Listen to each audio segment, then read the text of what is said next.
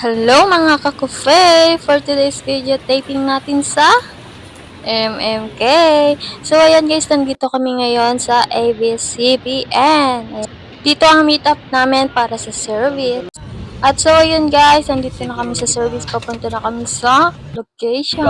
Kung gusto mong malaman ang mga ginagawa ko sa taping, tapusin niyo ang video na ito. At so ayun guys, nandito na kami sa location. Medyo maulan pa ngani.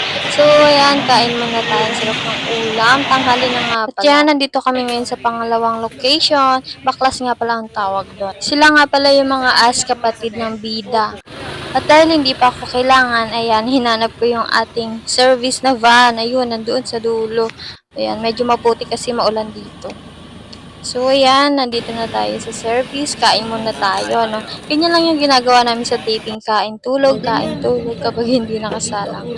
At yan, guys, gabi na nga pala, no? Hindi pa rin tayo nasasalang. Kain ulit tayo, guys, midnight snack. Magti 3 AM na nga pala tayo nasalang dito. So, ayan, guys, punta na raw tayo dun sa ating pwesto. Ako nga pala as yung mananakawan. Kaya lang, on the spot, napalitan din ako. Hindi ko tuloy napakita yung aking acting skills. Char! At yun guys, 4 AM na tayo natapos sa scene na yun. Pack up na tayo guys. Ayun, anong oras na ako makakauwi nito? Mga 6 AM. Ayan, interviewin muna natin yung mga kasama natin kung babalik pa ba sila. Kasi salang na salang sila dito. Anong experience sa MMK? Nakakaulol. Ano? Hello. Hello. Babalik ka pa ba sa MMK? As na boss. Hindi rin. Bakit? As na boss. Robert. Ano oras Ako na? tatanungin mo ba ako? Ano O oras? mga ka na. Ako 24 tatanungin mo ba oras ako? ah. Ang aking kasagutan ay Hindi po ate.